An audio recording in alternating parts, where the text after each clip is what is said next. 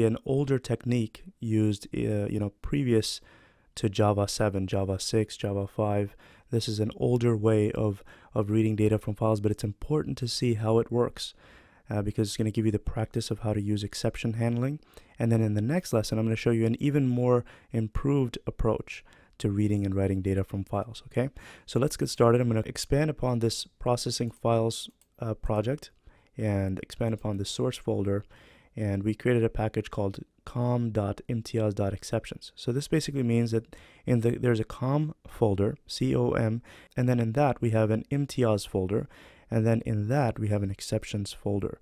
So that's just to sort of organize our code better. I'm going to right click here and go to new and create a new package, and we can call it com.imtiaz. I'll call it learning file reader. Okay, and then hit finish, and then in here we're going to write the code for this lesson. Right click on this package and go to new class. I'm going to call it application class, and I want this class to be able to run by right clicking and just running. So we need the main method in here, so I'm going to select that option, and it's going to put the main method in this class. So inside of the main method is where we're going to do all the work. So let's first define a variable of type file, and I'm going to assign it an instance of file. So that file is going to be called, let's call it myfile.txt. And it's erroring right now because notice that this package is not imported yet, right? It says file cannot be resolved to a type, okay? This particular class, because we have to import it from the java.io package. So click on that, and then that will import the package that we need. And then it's still showing an exception. Hover your mouse here, and it's saying the method is undefined for the type application. And of course, what did I do here? Well, I need to use the new keyword. Okay, this was sort of a intentional bug just to remind you that don't forget the new keyword. All right, this variable is going to point to a new instance of a file class. Okay, and we're giving it the argument to the constructor of the file class. We're giving it the argument myfile.txt. So instead of using the scanner, we can use something called file reader. Let me show you how that works.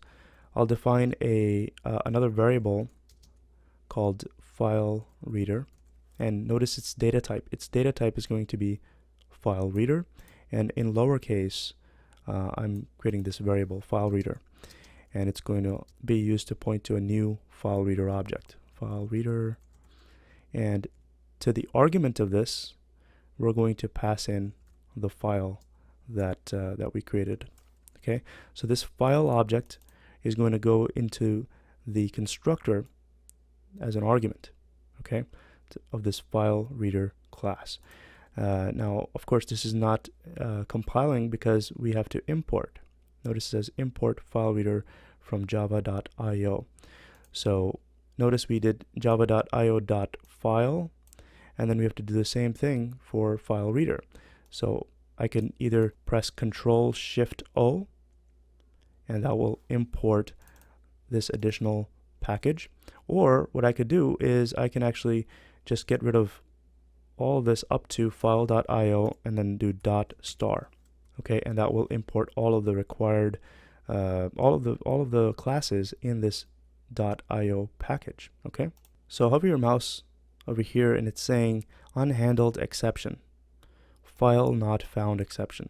Okay, so it's basically complaining that you need to do something in the case that there is an error, right? We're defining a file variable here, and we're passing it to this thing called file reader. And if the file reader is not able to, for whatever reason, find the particular file that we define up here, then we need to do something so that the user knows that, hey, there's an exception. And that's what it's basically asking us to do, is handle this exception. So I could do the throws declaration. If I click this, it's going to add that exception to this main method, and this is basically going to throw the exception to the end user that's using our program. They're gonna see this scary, hairy looking stack trace, and that's typically not a good way of doing it. You want to not do that. So I just wanted to show you that that's possible. Instead of doing that, the better way is to use try-catch. And I showed you in the previous lesson the try-catch block. So I'm going to click on surround with try-catch. And now this line of code, if there's ever an issue with this line of code, it's going to jump into the catch block. And what is the catch portion going to do? Well, it's just going to print to the screen the trace of the error, the print stack trace. So we can make this an even more gentle handling by just printing to the screen and say file not found. Right, so I defined a file reader, and you can click on this, control click the file reader, and it'll take you to that class. And notice it takes the file object. It takes a file object as an argument to this constructor. Okay, so of course we need to have a file object instantiated already, and that's what this guy is. Right, we're instantiating an instance of file, and we're passing it to the constructor of file reader. So now this file reader has the ability to be able to read files. Another thing we need to do is use something called a buffered reader. Buffered reader. And this is another class that I'll introduce you in a little bit. But basically we create a variable of type buffered reader. I'm going to just call it buffered reader. And then we give the class again buffered reader. And to the argument of buffered reader, we need to give this file reader object, which is right here. So we pass that into the argument of the constructor buffered reader. And notice that this time we didn't have to import, because guess what? We are importing everything in the java.io package. Right? That's why it's able to quickly recognize this, because we are importing all of the classes in the java.io package. If I didn't have this .star, right? If I just did java.io for example, file, then notice that this is going to complain. Hover your mouse, it says import file reader. I have to click that, import that, and then over here it's saying import buffered reader. I have to import that. So let's import it. And then of course this thing, file not found exception, that also needs to be imported. So all of these things are in the file.io package. So I'll leave it here for now. I just wanted to show you that you can use the .io star asterisk to indicate that we want basically all of the files in this package. But it's good to see the classes that you're using in the import, so that you can understand where the code that you're using here is coming from. So now we have a buffered reader object, and the reason this is there is it buffers the characters into lines. For example, this file reader is able to read everything in characters, and there's no real easy way of reading the data using the file reader directly. We need to use this thing called buffered reader, and this class has the ability to take a file reader object and go line by line reading the data. And it's actually more efficient. It doesn't read the entire file in one go. It reads it line by line. So to be able to read the data, I can define a variable of type string, and I'll call it line, and I'm going to assign it the buffered reader dot read line. Whatever this method returns, that's going to be assigned to this line, and it's of course going to read the line and assign that to this string variable called line. Now this is going to complain. Hover your mouse here, and it's saying unhandled exception type IO exception. So we've already seen the file not found exception. It'll enter this block of code if for whatever reason it's unable to find the file, if it's misnamed or if it's been deleted or whatever is the reason. It's going to come here if it can't find the file. It needs to also handle an exception in the case that there is a problem during the reading or writing to the disk, and that's what this IO exception means. We can either add throws declaration or surround it with another try and catch block. And another thing we could do, which I recommend at this point, is add a catch clause to surrounding try. Okay, so click on this and notice, boom, it added another catch block. Let me just get rid of that line there. So if this line does not execute properly, if there's an error, then it's going to jump into this catch block, not this one. It's not going to go here. It's going to go to this catch block. And the reason for that is this method throws a IO exception. Right? It doesn't throw a file not found exception, it throws an IO exception. And I'll prove it to you. Control click this method, it says throws IO exception. Okay? And if you hover your mouse here on this, this is the actual class. It belongs in java.io IO exception. It says signals that an IO exception of some sort has occurred. And basically what this means is if there is a problem with your disk accessing, reading, or writing data from the disk of your computer, that's when this exception will be triggered. So we need to make sure that we capture it and do something useful with that error if it occurs. And right now it's just by default does print stack trace. But instead of printing gibberish to the screen, I could just have it print something a bit more reader friendly. And we could say problem reading the file. And I'll also append to the end of that sentence the file name. So I could do file dot, let's see if this object, this file object contains a get name method. And of course it does. Okay. Notice that this method is saying returns the name of the file or directory denoted, and it's going to basically print out myfile.txt. So if we run into an IO exception, if there's some input output to the disk, if there's an error during that process, it's going to print this to the screen. The next thing we could do is have a while loop. So while the line is not equal to null, we're going to continue to do something.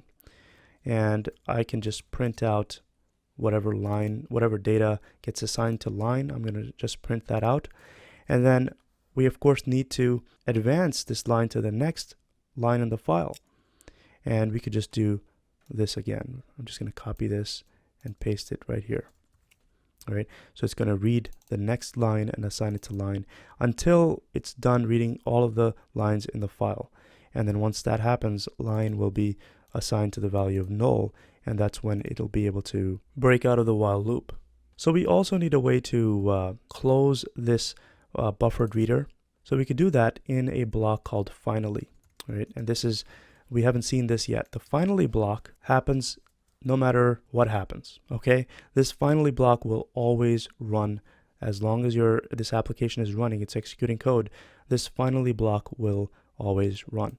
So if there's an exception during this try block, it's going to run into one of these exceptions, but then it's also going to get into the finally block. If there are no exceptions, if everything in the try block runs successfully, it's still going to go to this finally block and execute whatever code is there. And typically this is the area where we can close the resources that are being used. So this buffered reader is a resource that's being used to read data from this file. So I could do BufferedReader.close, and it's going to give us an error at this point because hover your mouse here and it's saying buffered reader cannot be resolved. So it doesn't know in the finally block, it doesn't know what buffered reader is. Of course, the reason for that is because buffered reader is it's a variable right here that's been defined in the try block. So inside of these brackets, whatever's been defined, you can't access that stuff outside of those brackets. Inside of these brackets, we're defining these variables. They're not going to be accessible outside. So what we should do is define this buffered reader variable. What we should do is we should define this buffered reader variable outside of the try block. And for starters, I'm just going to assign it the value of null. And in here, when we are assigning a new object of file reader, buffered file reader, we're going to, we won't need to redefine this variable. It's already been defined up here. So we could just assign a new instance of buffered reader to this already existing variable of type buffered reader. All right. And now we should have access to close this guy. Hover your mouse here and it's saying an IO exception. The error now is showing us something different. Before it wasn't even able to figure out what this variable meant. Now it's saying that, hey, what will I do if there is an exception during closing of the file? Okay, hover your mouse over here, click on the close method. In the buffered reader class, this close method, notice it also throws an IO exception. All right, so what we could do is surround this with a try catch. So for whatever reason, if there is a case that it has trouble closing the buffered reader, we want to catch that exception. And I'm just going to print out here and say unable to close file. And I'm going to append the file name here, file.getName. So this is sort of a roundabout, hairy way of reading files. It's not as pleasing to look at. You have a lot of try and catches. A lot of things can go on when you read files from your computer, and you need to make sure you have these try and catch blocks. In the next lesson, I'll show you a more modern way of doing the same thing using Java 7 features. But it's important for you to see how this works, because there's a lot of code out there in the industry that's been written using this kind of structure. So let me just expand the console here. If I hit play, notice it says file not found, and then it gives the exception. And this is actually a different kind of exception, but we'll get to that in a second. It says file not found. That means this portion was run, right? And this is the file not found exception. And that can happen if we have a misnamed file or the file just doesn't exist. And of course, myfile.txt does not exist yet. Okay, I have my file changed, but I don't have myfile.txt. So let me just copy this, and I'm going to paste it in the same place, and I'm going to rename it to myfile.txt. All right, and now you shouldn't see that this file not found problem. So let's hit play and notice that it printed everything that was in this myfile.txt. If you click on this, notice it does have that data. Now going back to that exception for a second, I'm gonna rename this to myfile_wrong, and now hit play, and notice it's giving us the file not found exception, which we expect, but it's giving us this other thing. It's saying null pointer exception, and notice that it gives the line number of where it's seeing this. It's telling us in the com.imtiaz.learning file reader package in the application class in the main method. There is a line at number 33, which is right here. At this line, it's throwing an exception, and that is the null pointer exception. So the reason for that is because if we have a wrongly named file, for example, we call it myfile wrong, it does not exist in our computer, then of course the buffered reader is not going to be able to open the file with this name. But that's not really the core problem here. This null pointer exception is happening because on line 17 it crashed. The program crashed at line 17. The file reader tried to read a file that doesn't exist, and so it never actually moved on to line 18 where the buffered reader was supposed to be assigned an object, right? The buffered reader variable on line 14 is just, it's null. We haven't given it an object yet. That object is assigned on line 18, and so since line 18 never ran, buffered reader was null, and you can't execute methods on null variables. All right, so we should also catch the situation where a wrong file name was given, and we don't want our users to see this hairy looking exception, right? This is not very pleasing to look at, and it doesn't really tell us anything. Null pointer exception. One approach would be to catch the null pointer exception. So we would do it like this. This is the variable that represents null pointer exception, and I could just print to the screen and say file was probably never opened. And I can choose to append. I could choose to append this variable, which will, contain this nasty looking exception here as part of this friendly looking sentence that I put here, just to give more details as to what happened. Now this is probably the worst, the worst usage of null pointer exception. Typically, you should not be catching null pointer exceptions. I just wanted to demonstrate to you what the code would look like if we were to catch a null pointer exception, but typically the programmer is expected to know what data may be null. We're specifically stating in the beginning of this code that buffered reader and file reader are assigned the value null. So, chances are if there's an error, the buffered reader and the file reader may not be assigned anything, so they'd be left as null. So this is sort of an expectation. This could happen, and that's catching an exception that can clearly be avoided in the actual code. Exceptions are, as their name implies, to be used only for exceptional conditions. They should never be used for ordinary control flow. So here, this is a ordinary control flow situation. We know we can possibly get a null pointer exception, so we're catching that. I'm going to show you a better way, a more obvious way to handle null pointers in the next lecture, but I want you to ponder upon this and see this code. If you see it somewhere, get rid of it and try to get to the root of what could actually be causing this null pointer exception, okay, and fix that problem first. You shouldn't be using this null pointer exception, but I wanted to make sure you see this code and ponder upon this before you start the next lecture, in which I'll explain to you a better approach in handling this.